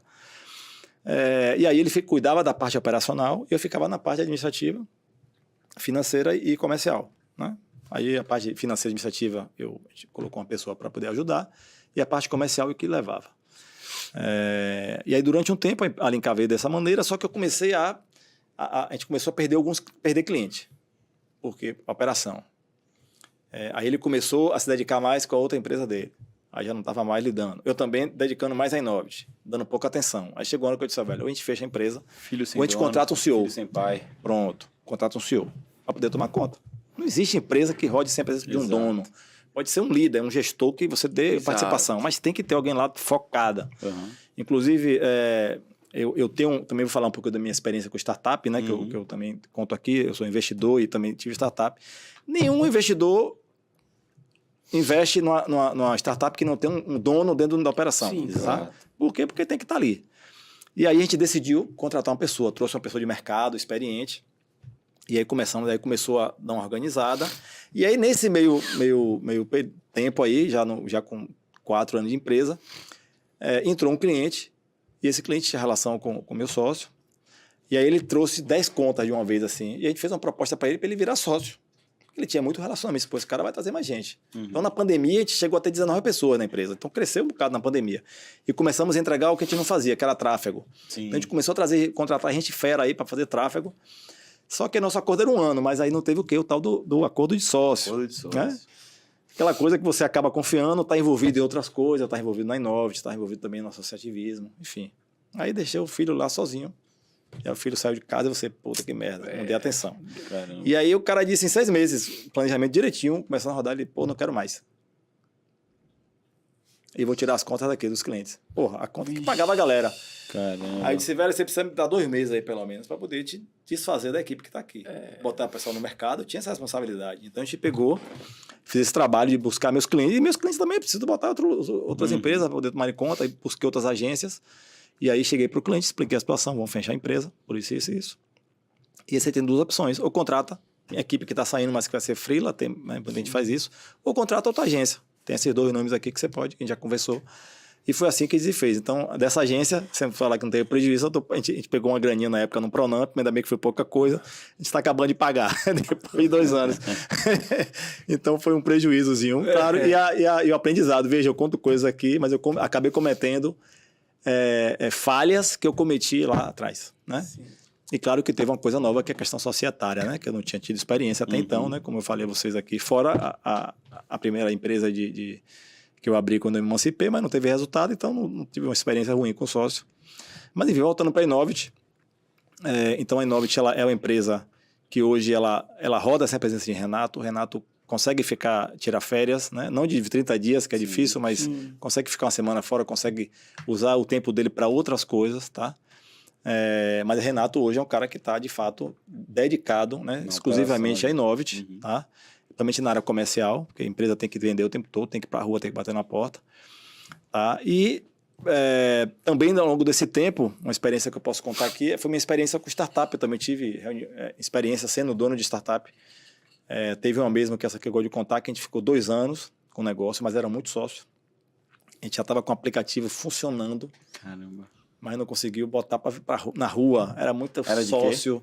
Era um aplicativo para pet, Sim. chamado AppPet. A gente, inclusive, fez lançamento até na Campus Party aqui, que teve na Fonte Nova. E ideias e tal, mas assim, é muito cacique para pouco índio, sabe? Então, a coisa não andava. É uma experiência também que eu digo, eu posso dizer a você, cara, tenha muito sócio, mas para investir, para não dar, sabe? E você prestar conta, mas pegue 1 ou 2 ali que, sabe? Que fique dentro do negócio para poder fazer andar. E aí depois também de experiência investindo, né, em startup. Então, eu tinha uma grana, eu gostei muito desse universo de startup e comecei a investir em startup como investidor anjo. Não sei se vocês conhecem esse modelo, né? Que é o estágio inicial de investimento. E aí hoje eu tenho 4 startups que eu invisto, inclusive 2 já deu dinheiro e tal. Então, é uma experiência também que eu tive que fazer o quê? Eu tive que, é um ambiente que eu não conheço. Aí qual foi minha estratégia? Eu vou atrás de quem sabe fazer. Pronto. Quando eu vi os caras que já tinham muito tempo ali, que não é botar o dinheiro dele em coisa ruim, eu fui junto, né? E acabou dando certo. O negócio tem startup aqui já vale 10 vezes, né? Da época que a gente investiu. Tá? Acho que eu contei muita coisa aqui. Eu queria que vocês perguntassem aí. Não, é isso. Aí você pegou toda essa bagagem sua, é isso que eu quero saber, e você colocou no livro. Isso, aí coloquei no livro. Então, o que é que a pessoa vai encontrar aqui nesse livro? Pronto. Então, o enredo do livro eu peguei esses quatro momentos que são mais relevantes. E eu cada um com um aprendizado diferente. Eu conto um pouco do que aconteceu em cada um, né? Conto os aprendizados, né? Lições aprendidas. Sim. E como eu faria diferente se eu pudesse voltar no tempo. Hoje, com 30 anos. Massa. Experienciando. Então, veja, um negócio de pizza. Se eu pudesse voltar atrás, o que é que eu faria? Com certeza, não teria tido essa decisão de vender sem ter fluxo de caixa. Sim. É uma decisão acertada, você aumentar seu negócio, né? Trabalhar em escala, mas você precisa ter robustez para isso, né? Tem que ter infraestrutura. Imagine só, eu fabricava, entregava, ainda vendia para ser distribuidor. Então, foram esses erros que você comete, porque você não, de fato, nunca teve, né, experiência. Então, o enredo do livro é justamente isso. A gente conta lá. Onde é que a galera encontra esse livro aí? Hoje, eu tenho algumas cópias aqui comigo. Em Salvador eu consigo entregar. E no meu Instagram tem um link. Posso falar aqui? @renato.empreendedor. Renato.empreendedor. Tá então lá aqui tem embaixo agora. Lá tem um link. Então a pessoa clica e entrega em qualquer lugar do Brasil, tá? Eu quero te fazer uma pergunta. O que você acha que uma empresa precisa ter para ela ser inquebrável? Na verdade, as pessoas que precisam ser, né? A mentalidade das pessoas que estão lá, né? Ou seja, não é a empresa. São as pessoas. Chega um momento, esse dia eu estava discutindo com um amigo sobre a robustez de uma empresa como a Petrobras. Sim. Você quebrar uma Petrobras, hoje é muito difícil, tem que ser muito ruim. E tem que ter muito tempo para poder você quebrar a Petrobras. Porque ela já tem um ecossistema que é impossível você, um estalo de dedo. Você consegue fazer isso com o tempo, claro. Né? Não tem jeito. Então, assim, a empresa ela precisa... Tem alguns fatores, né? Primeiro que é a questão do valor que ela tem que entregar, cultura, né? Aí ela tem que entender se o valor dela vai ser o quê. Não está nada errado de você ter um valor em status, né? Você vê hoje uma Mercedes da vida, ela vai muito no status. Sim. Assim como um iPhone, claro, tem a qualidade, tem tudo. É o valor, se focar no valor e ter a consistência, tá? Claro, com o tempo você pode mudar, isso aí pode. Mas não pode ser um valor, não pode ser algo que você mude de um dia para o outro, entendeu? Porque a cultura está muito ligada ao valor. Ao valor, exatamente. Né? Então, a cultura é algo extremamente importante. E como a gente já falou aqui, é exemplo. Né? Você não vai criar cultura nenhuma em lugar nenhum se você não der exemplo. Ponto. Não bota no papel aquela coisa bonitinha, missão, visão, valor, e bota a pessoa até aprender a decorar para uma auditoria, mas não vai, não funciona. Mas se não cumpre isso... Mas isso cabe muito do líder, do dono. Eu acho que a cultura, ela na maioria das vezes, tá? E estou falando de uma empresa ali, pequena e média. A cultura, ela vem muito do dono. A implementação da cultura do dono. Não é escrever missão, visão e valores, colocar num quadro bonito e achar que todo mundo vai seguir porque está escrito, né? Então, eu acho que o dono da empresa... A gente fez até um podcast aqui bem legal, que o dono, ele tem uma empresa de sushi, e ele falava que ele chegava lá na empresa dele, o funcionário faltou, ele ia lavar o banheiro. E aí a galera olhava assim e falava, chefe, mas não precisa. Pô, se o cara não faltou, o banheiro tem que estar limpo. O exemplo. Ou seja, o exemplo. Então ele se preocupava muito com o outro, com o funcionário dele, né? E uma pergunta que eu fiz para ele, qual é o grande calo do empresário? Pessoas. Sim. Então, se eu tenho um problema com pessoas, eu preciso cuidar das pessoas que estão comigo.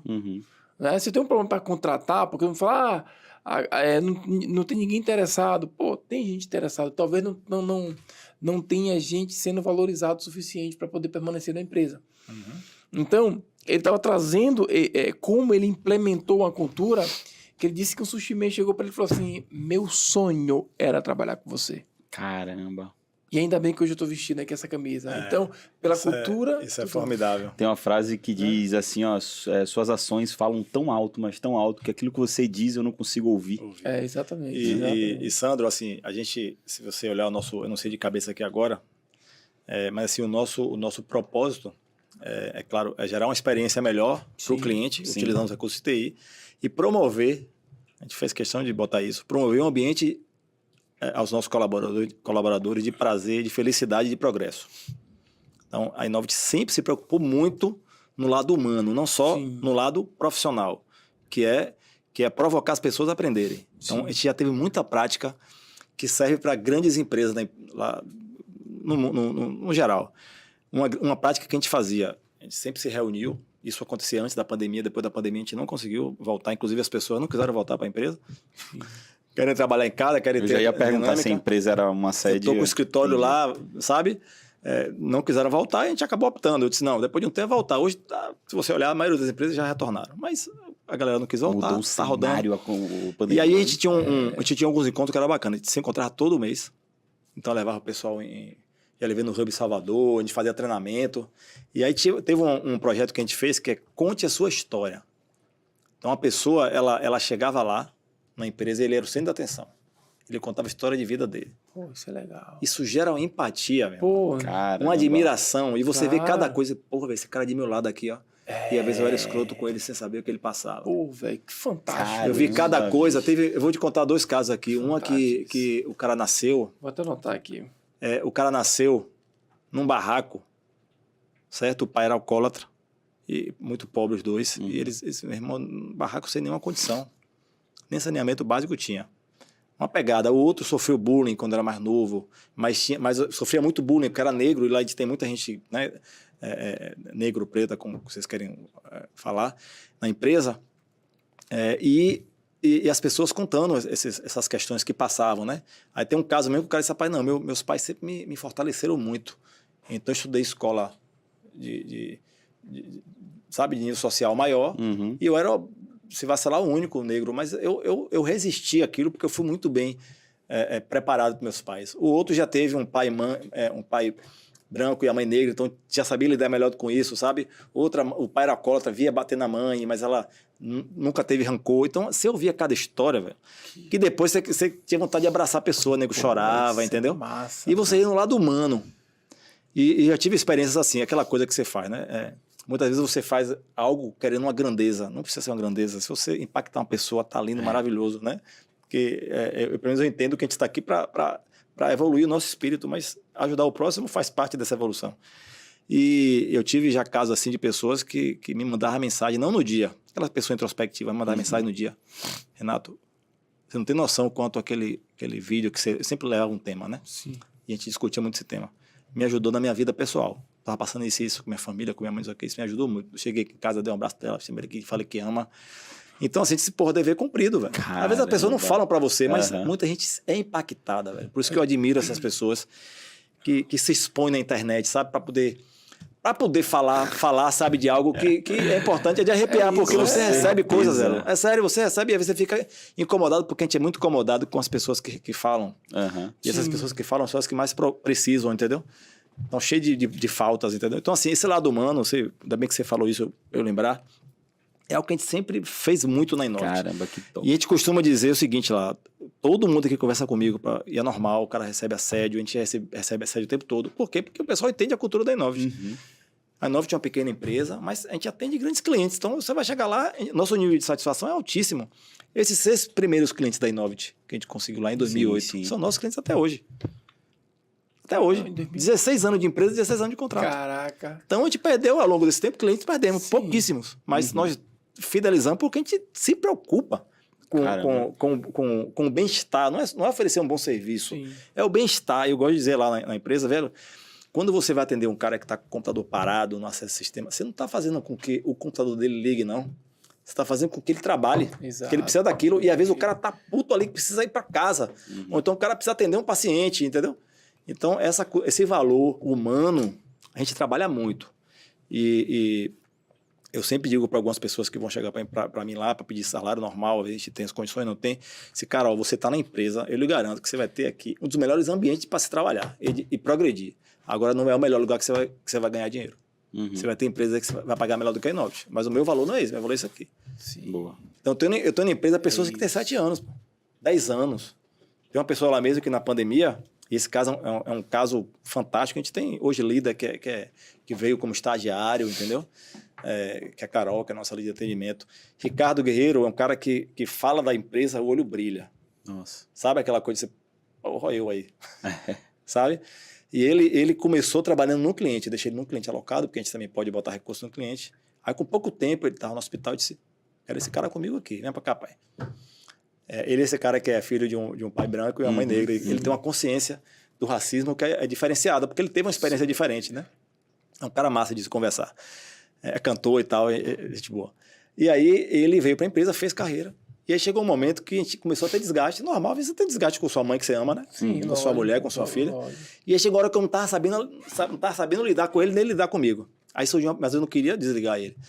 Aí surgiu uma oportunidade num cliente, eu coloquei ele lá como gestor desse contrato. Era um contrato grande. Então ele saiu, foi até bom porque a gente tirou esse desgaste, ambiente de desgaste.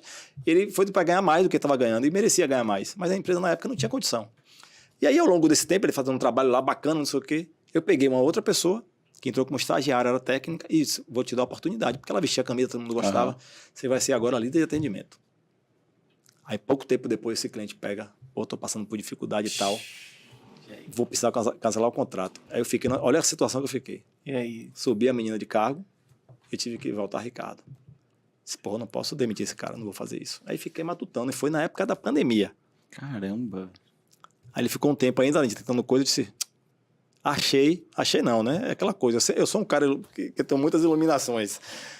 E aí eu disse vou criar uma função nova na empresa, que é o CSM, né? O Customer Success, né? Gerente de sucesso do cliente. Aí eu chamei ele para conversar, ele quer isso. Eu disse, não sei não. Você vai aprender agora. Você ouve isso em startup. A gente vai aprender Peguei junto. matéria de aprender junto. Foi assim mesmo. Boa. Foi assim mesmo. Já entendi o cara a qualidade, ia fazer pesquisa de satisfação. Sim. Sempre fiz, mas era muito simples. Já fazia até a qualidade de sucesso do cliente sem saber, né? Mas é muito mais. Cara, cliente, é outro mundo. É outro mundo. Não tem nada a ver com qualidade de fazer uma pesquisa. É muito mais do que isso.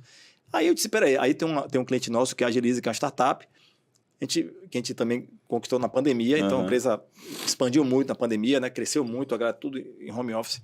Aí a gente chamou a gerente de sucesso do cliente dele, disse, pô, deu uma aula pra gente aqui o que é isso, só pra explicar o que é. Ela, como assim? Não, mas explica a sua rotina, o que é que você faz.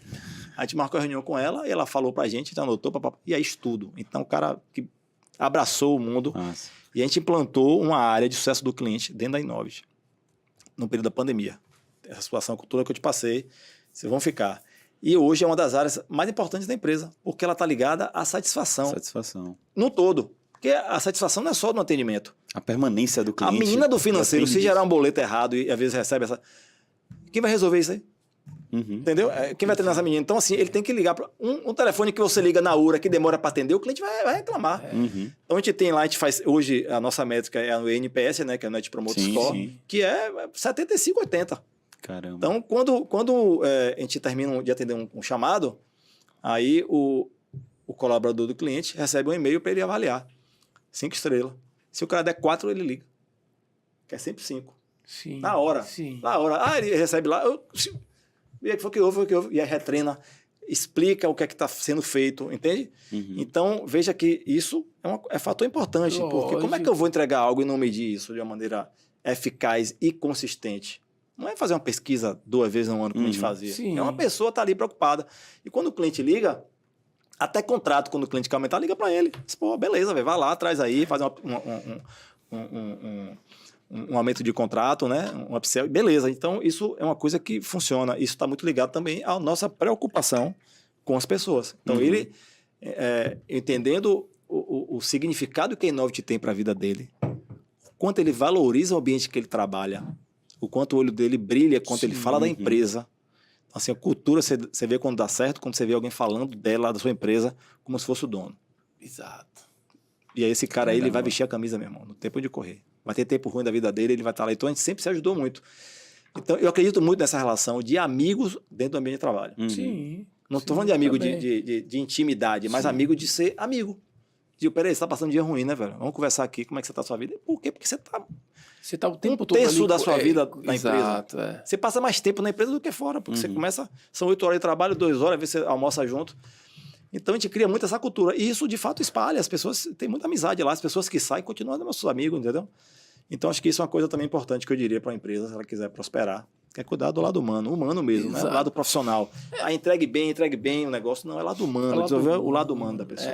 Porque não existe empresa forte com pessoas fracas, com pessoas doentes, sabe? Com pessoas desmotivadas.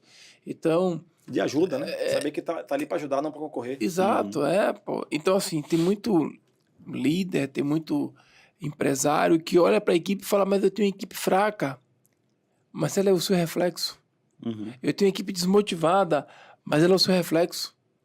Tá? Se eu tenho uma equipe, minha equipe não produz, eu errei em algum ponto. Ou eu errei em contratar, ou eu não errei em motivar, ou eu errei em não motivar, ou eu errei em não treinar, ou eu errei em não valorizar. Eu errei em algum ponto. Sim. Por isso a minha equipe, né? assim, exato. Porque não adianta, se eu sou líder e minha equipe não é boa, a culpa é minha. Em algum ponto desse processo eu errei. Então, o que eu mais vejo, e você falou isso foi fantástico, são pessoas, são líderes colocando a culpa na equipe, sendo que tirando toda a responsabilidade de ter contratado, de não ter treinado, de não ter motivado, de não ter valorizado. E aí reclama de pessoas. E aí você vem com essa cultura, tipo, você teve lá alguns arranca-rabos lá com esse cara aí, tiveram suas divergências, aí você falou, velho, vou demitir o cara. O cara foi para uma conta, daqui a pouco ele voltou e você falou o quê, velho? Pode demitir o cara. E o que foi que você fez? Segura. Você foi lá e vou criar um cargo para esse cara. E hoje é um dos cargos mais importantes do negócio, né? É isso, velho. E aí eu lembrei de uma coisa aqui, que também é algo que eu sempre provoquei, né? Nós temos a questão cultural de um país é uma coisa muito séria, né? E o Brasil, historicamente, ele tem uma cultura muito contra o empresariado. Sim, né? com certeza. Existe algo muito injusto, né? E assim, muitas vezes você precisa passar por uma situação para mudar sua percepção e opinião, né? É o mesmo caso de um síndico. Às vezes você reclama muito do síndico, mas você vira síndico e pô, quanto trabalho, né? Aconteceu comigo isso. Minha ex-mulher era síndica e uma vez eu era síndico também, porque de madrugada quebrava um cano, você ia, enfim. Aí você começa a ter empatia, valorizar mais o síndico. Exato. Mesma coisa na vida do empresário. Quando eu trabalhava em empresa, eu sempre achei que eu sempre era grato, sou grato até hoje com a empresa que eu passei. Sempre. Independente de, você recebe para trabalhar, sem você, esse negócio que o pessoal gosta de criar. Mas sem as pessoas não tinha empresa. Cara, mas quem gerou foi o cara que foi atrás, bateu na porta, deixou de dormir, deixou de estar com a família para construir algo. Exato. E aí eu sempre gostei não de mudar a opinião das pessoas, que sou desse de mudar a opinião, mas de fazer as pessoas refletirem. Dar uma visão para poder elas refletirem, porque às vezes você escuta algo durante tanto tempo que você bota como verdade. Não tem nem opinião. Você não ouve uma opinião diferente, você não cria um contraponto. Então, esse lado de você não ver a empresa como inimigo é algo extremamente importante para as relações, entendeu? Porque é comum, você vai e você vê as pessoas reclamando. Diz, cara, olha, minha empresa, apesar de ter hierarquia, de ter líderes, mas é horizontal. Quem quiser falar comigo, fala. Eu estou no grupo de WhatsApp, estou em tudo, fala com as pessoas. E tem que ser assim mesmo, independente do porte da empresa, sendo grande ou pequena. Você tem que dar essa liberdade, porque nem sempre o recado é dado da maneira correta se você passa por alguém, por um líder, entendeu? Então vamos conversar, eu já emprestei dinheiro meu para pessoas que estavam precisando. Vou emprestar e você vai me pagar aqui, porque a empresa não podia fazer mais isso, ela emprestou já antecipou muito dinheiro. Então, mas quando não dá, também tem que dizer que não dá. E aí eu lembro de uma para poder contextualizar e terminar essa questão da cultura, eu cheguei numa reunião de líder. Eu não esqueço desse dia. Eu cheguei na reunião e disse, gente, aí o pessoal se reuniu assim, eu disse, o pessoal, fiquei parado, né? Geralmente espero o cara começar, né? O dono da empresa. Eu disse, pessoal, preciso falar uma coisa pra vocês. O pessoal ficou assim assustado, disse, tô desmotivado. Imagina se chegar assim num avião e o piloto falar, não quero mais pilotar. Falei assim, eu tava realmente desgastado, eu estava sem esperança. Ah, você estava mesmo. Eu estava, mas claro que eu achei que era uma dinâmica que você queria fazer com a Não, galera. mas claro que eu ia continuar Sim. desanimado. Sim. Meu irmão, você quer ter uma empresa, você consegue, você tem como é que diz? Você tem o direito de desanimar? Tem. Mas na prática? Não. Deixar de lado? Não pode, velho. Você pode porque você é humano. Mas na prática você vai... Você tem o direito. Desanimado, mas eu cheguei aqui... Você tem o direito, mas você não deve. Eu cheguei aqui, eu estou desmotivado. Aí o pessoal olhou assim, né? Porque sempre espera que é o contrário, né? Sempre o movimento é o contrário, percebe? E aí, como é que você tá, Fulano? Como é que você tá, Fulano? Como é que você tá? Ninguém pergunta pro dono. Aí eu cheguei e disse, gente, você alguma vez que vocês estão aqui, vocês já perguntaram como é que eu tava? Porque o pessoal pensa que você é Fortaleza, né? Eu disse, vocês acham que eu sou trabalhador? Ou eu sou empregado ou empregador? Aí quando eu estou na minha mesa ali, sentado, discutindo com o cliente, vendendo e tal, eu sou o quê? Entendeu? Eu trabalho também. Exato. A diferença é que eu estou dentro do contrato social como dono, como sócio, enfim. Né? Tem a hierarquia, né? A hierarquia é assim mesmo, tem jeito. Sim. Alguém começa alguma coisa. Exato. Né? E isso fez com que eles tivessem... Ali acho que foi a minha... Foi uma dinâmica, foi proposital, claro. Sim. Mas de todas as reuniões que eu tive, gente, eu preciso que vocês se engajem, preciso que vocês multipliquem a proposta de valor, a cultura, sabe? Tudo que eu pedia deu certo ali. Deu muito certo, porque mudou a chave. O contraste que você gerou, pô. Você não está acostumado a ouvir isso. Exato. Forte e o empresário, ó, velho... E você mostrou uma coisa legal para eles. As fraquezas que o empresário tem. Porque as pessoas acham que é ruim. Vulnerabilidade. Vulnerabilidade. Tipo, eu sou igual a você, pô. Às vezes eu tô mal. Às vezes eu tenho que trabalhar com problema. E aí, pronto, todo mundo já olha pra mim e pergunta, e aí que vai ser. E aí você cria essa... Isso é um momento legal, porque até a equipe tem que perguntar pro gestor, né? Exato, também você tá bem, né? O líder lá e tal, etc. Então, isso foi uma dinâmica que deu muito certo lá. E, como eu te falei, a gente precisa fazer com que, de fato, você tenha uma equipe, um trabalho voluntário, né? Uhum. Trabalho voluntário, você vai por conta própria sem ganhar dinheiro. Então, aquilo dá super certo. Por quê? Porque você, de forma genuína, você tá afim de colaborar. E a empresa tem que ser assim, pô. Tem que ser assim. O cara tem que sair de casa e dizer, pô, vou prestar o melhor serviço que eu posso prestar na minha vida. Proatividade também é fundamental. Sem dúvida. Então, são coisas que a gente vem fazendo e que mexe, né? Vários insights, né? Isso é fantástico, porque assim, ó, eu tô lembrando a penúltima empresa que eu trabalhei, que eu passei muitos anos nela, eu amava trabalhar. Eu não gostava de feriadão. Eu lembro que tinha um feriadão assim, chegava no sábado de noite, eu falava, cara, eu quero trabalhar. Porque eu gostava do que eu fazia. E o dono da empresa, ele me inspirava, e me inspira até hoje. Foi um dos maiores empresários que eu trabalhei, um dos caras mais humildes. O cara montou, falando dessa questão da vulnerabilidade do dono ser um espelho. Ele tinha uma empresa que era surreal, muito grande, faturava múltiplos milhões aqui, muito conhecida. E aí todo mundo queria saber, né, de São Paulo, porque eu era gerente de marketing dele, então eu ia para São Paulo, para outros estados, e a galera falava assim, pô, como é o Tony? Que era uma lenda, porque no mercado aqui da Bahia, nenhuma empresa entrava desse ramo. Ele não deixava. Então, a maior empresa do ramo era de São Paulo. Os caras vinham pra cá e quebrava. Ele tirava os caras. Então ficava todo mundo querendo conhecer o cara. E eu nunca esqueço. Foi uma equipe de filmagem.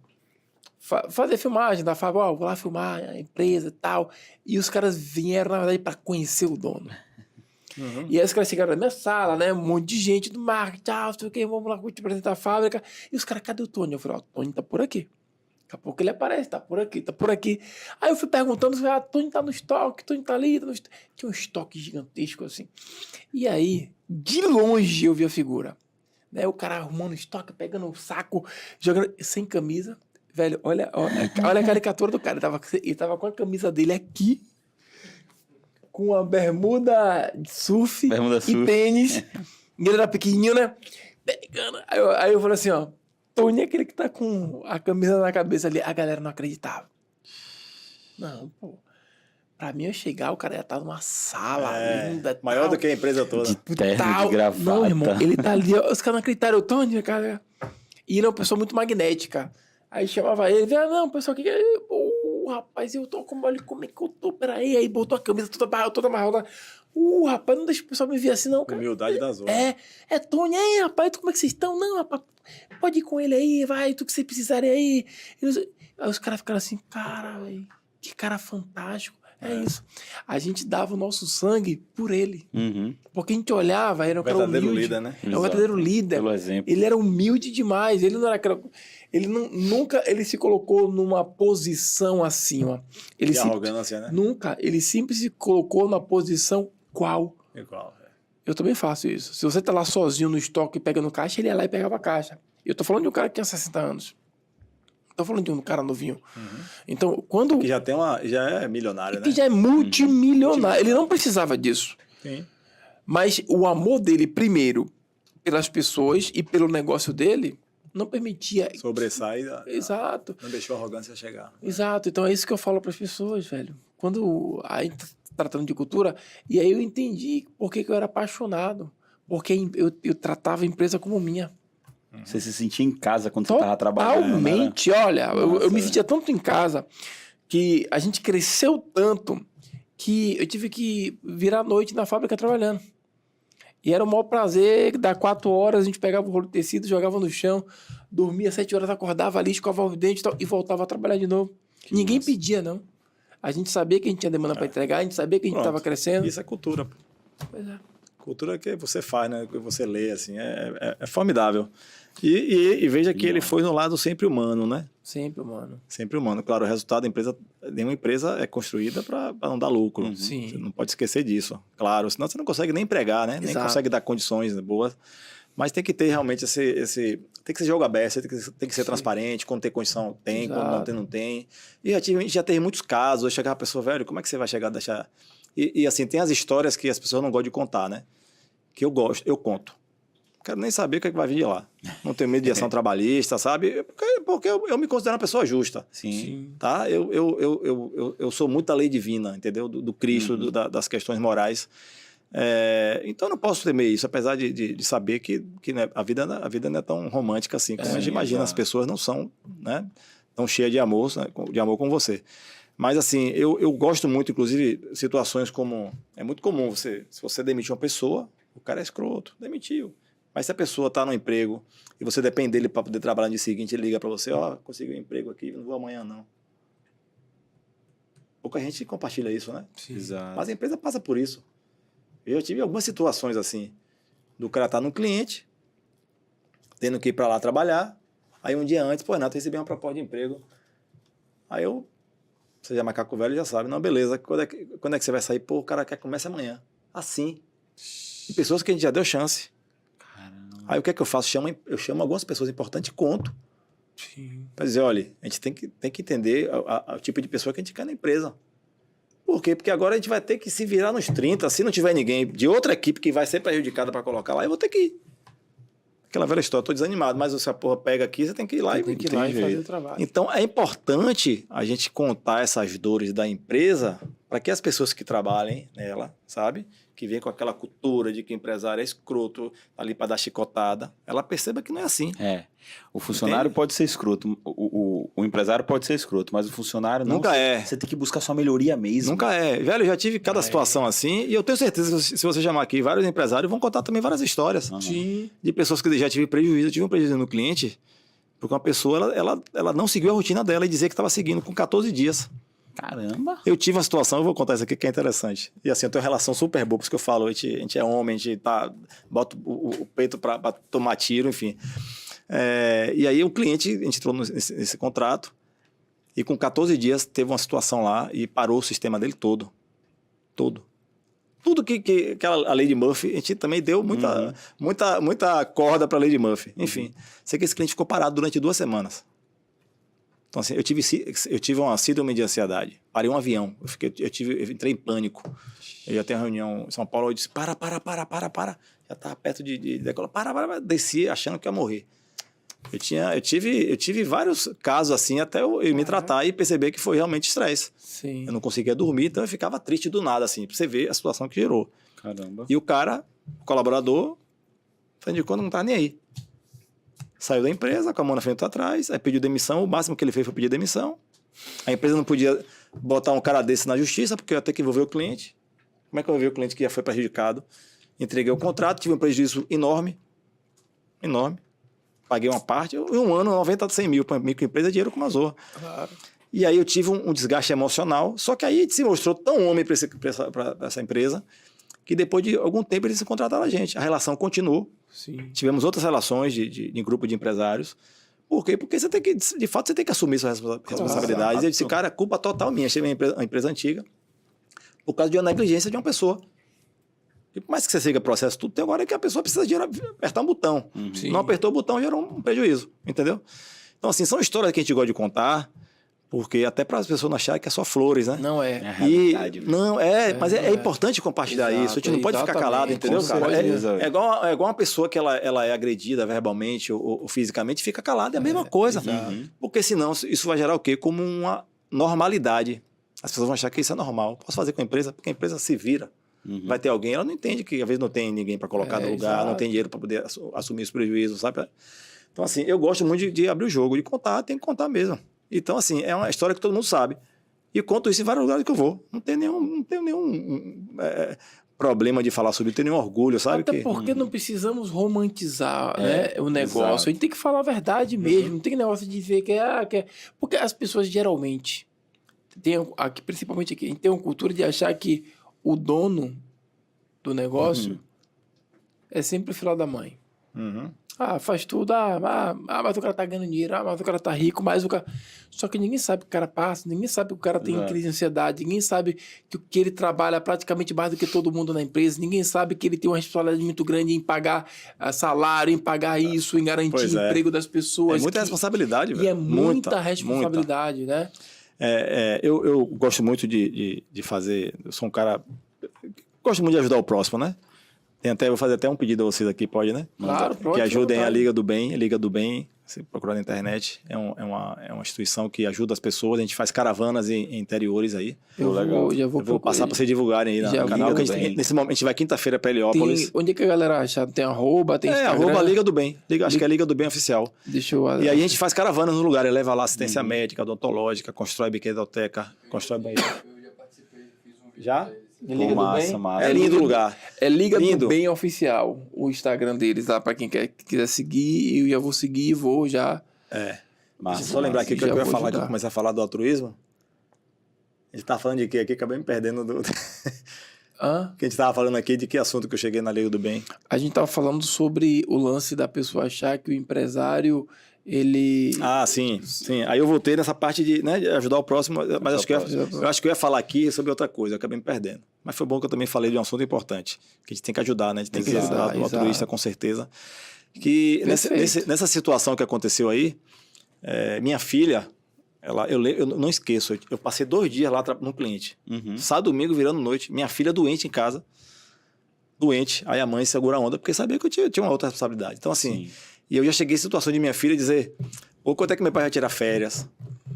O filho fala isso porque sabe que você não pode estar, sabe? Então, coisa que a gente precisa falar. Exato. A gente tem que falar porque as pessoas precisam entender a realidade do empreendedor. Sabe? Aquilo que eu falei mais cedo, de uma coisa que todo empreendedor, quando atinge esse ponto, ele fica livre, é a empresa trabalhar sem ele. Exato. Porque senão ele vira refém. E estar refém de algo é uma coisa... Horrível. Muito ruim, você se sente preso, né? Exato. E reflexivo, pô, que eu fico construir minha própria cova, né? Exato. Esse é o maior bem, é o maior ganho do empresário. Eu construí a minha prisão, não consigo sair daqui, não consigo me libertar, não consigo ser livre. Então, esse é um sentimento ruim. E vamos lá. Qual é a mensagem que você daria para a galera que está assistindo a gente, para o empreendedor, né, para o empresário, para alguém que está entrando agora? Qual é a mensagem que você diria para essa pessoa? Rapaz, pergunta difícil aí, viu? Você devia ter dito que eu preparava. Não, manda primeiro Cara, então, leia o seu livro. Mas assim, o que você falaria para esse empreendedor? O cara que está começando? Assim, uma das primeiras coisas que eu falo aqui é comece mesmo que seja para errar. Uhum. Boa. Tem algumas frases bacanas que você pega na internet. Tem uma que é daquele cara do fundador da Reserva, esqueci o nome dele agora, que fala que o que nasce perfeito nasce tarde. Muitas vezes você espera o momento certo. O momento certo é começar. Claro que você não vai começar do nada, mas você tem que fazer o mínimo. Né? Então, assim, você tem uma ideia, o que é que eu recomendo de primeira? Valide sua ideia. Pronto, é o que a startup faz um MVP ali, que é um produto pequenininho para validar, ver se vai ter aceitação. Sim. Tá? Então, eu tenho uma ideia de oferecer um produto XYZ. Vou vender para quem? Chega para algumas pessoas e entrevista ela. Pô, tô com essa ideia, o que é que você acha? Aí você vai descobrir se essa ideia é boa, Sim. ou se precisa ser melhorada, ou se é péssima. Péssima porque não vai comprar, ou péssima porque tem muito concorrente. Porque às vezes você não tem nenhum problema você lançar um produto que todo mundo já tem. É só você botar um valor diferente que essas pessoas entregam. Certo? Tem muito casos assim, sempre tem espaço para todo mundo. Então, acho que é uma dica que eu daria. Valide sua ideia antes de colocar no coisa. Boa. E faça. E faça. Bote para andar, e aí você vai mexendo ali, invista pouco. Se você puder, não pegue investimento tão cedo. Tente fazer um fluxo de caixa, ou pegar investimento de casa, sabe? Pede pro pai e pra mãe um dinheiro emprestado, pagar depois, que aí você consegue, porque você não vai ter os juros aí que costuma ser muito alto. Então, imagine você começar um negócio que não fatura, já devendo a banco. Então, assim, em todo o meu negócio, eu nunca peguei investimento. Nunca peguei. Para não dizer que eu nunca peguei investimento na pandemia, o Pronamp, Sim, o Pronamp. que eu peguei para poder segurar meu caixa. Foi importante, porque depois a gente teve que queimar esse caixa, mas não precisava. Sim. Foi uma oportunidade, dinheiro pouco, dinheiro barato, né, que o pessoal chamou. Mas assim, todos os negócios eu que financiava com meu dinheiro próprio. Então, isso é uma coisa bacana. E a outra coisa é fazer, tem que fazer e não desistir, né? Eu vou no lugar e o cara pega, imagine só, quando eu comecei a vender pizza, no lugar, eu tenho certeza que o primeiro lugar que eu fui, o nego disse zero, velho. Não quero não tô afim, já tem outro que eu compro, entendeu? E dizer que compra em outro lugar não quer dizer que não é um cliente para você. Exato. Tente entregar um valor diferente, com honestidade, com ética, claro, né? Que a gente tem que ter a ética. E tem que fazer. Não adianta ficar só no desejo, no papel, entendeu? Porque quando você for fazer... porque eu tenho várias ideias sem ação. E aí tenta criar a perfeição. Não existe. Primeiro que o produto é melhorado o tempo todo. Então, acho que diria isso, e não desistir, né? E assim, e também desistir também é uma decisão acertada. Exato. Saber desistir, né? Claro, o momento de você tem que saber, desistir. peraí, meu irmão, é melhor ter um prejuízo agora do que ter um prejuízo maior na frente. A galera às vezes segura o barco ali até porque umas já horas. investir tanto, mas você vai... Não tá dando certo, você vai investir de lado mais ainda se você não largar. Pronto, o caso mesmo que você falou aqui foi do seu sogro, né? Ele certamente tomou a decisão acertada, porque ele percebeu que ter um negócio próprio não era o dele. Porque requer habilidade realmente você ter um negócio próprio. Exato. E às vezes a habilidade você nunca pensou na vida. Exato. E não tem nada de errado nisso, tá tudo certo. Pra trás e fala assim, aqui tá tudo certo. Vou assumir essa muita gente bronca, prospera muito, tem condições financeiras do que muitos empresários. A vida não é fácil, mas às vezes o cara gosta dessa coisa gostosa da dor de um dia você tá lá com a equipe, no dia seguinte 2 não vão trabalhar e alguém tem que suprir, ou o cliente não paga, você agora... Profissão de risco. Aí chega um final de ano, você tem que pagar 10º em férias, tem que dar férias e cadê o caixa, tá onde? Então, essa coisa de que o empresário passa. E que poucas pessoas falam, né? Desse outro lado, você dá férias pra todo mundo, mas você não tem férias. Você paga férias pra todo mundo. E pra terminar assim, ó. Outra dica que eu dou... E ainda continua sendo escroto o empresário.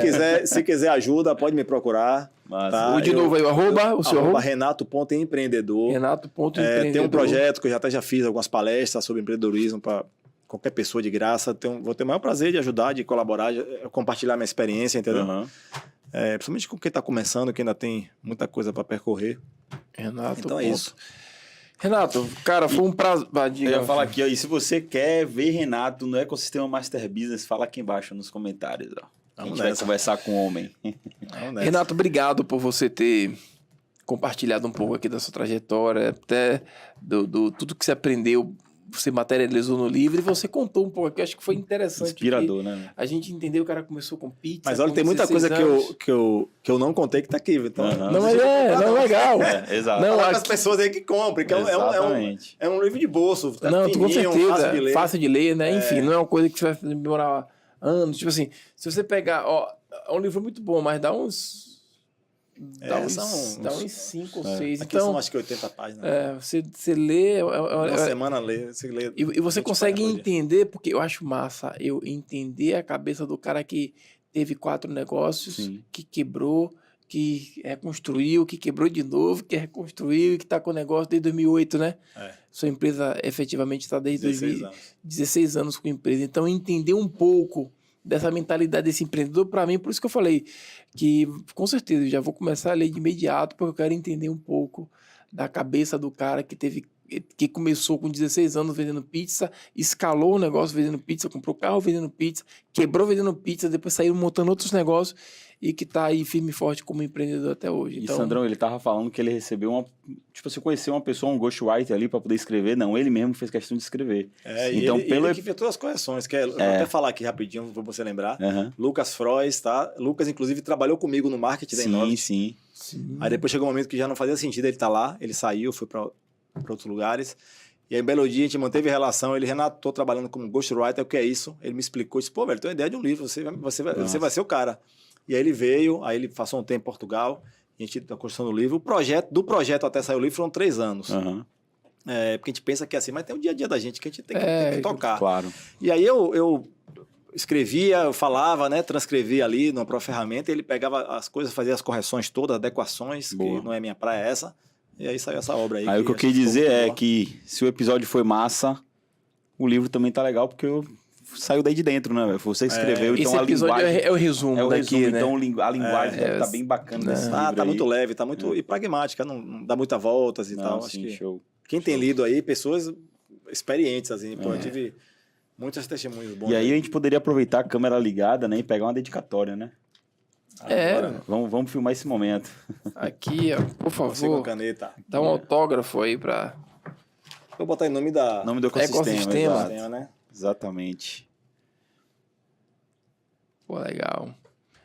Assina aí esse best-seller. Espero que chegue um dia. Se chegar algumas pessoas, já tá bom aí pra mim, hein?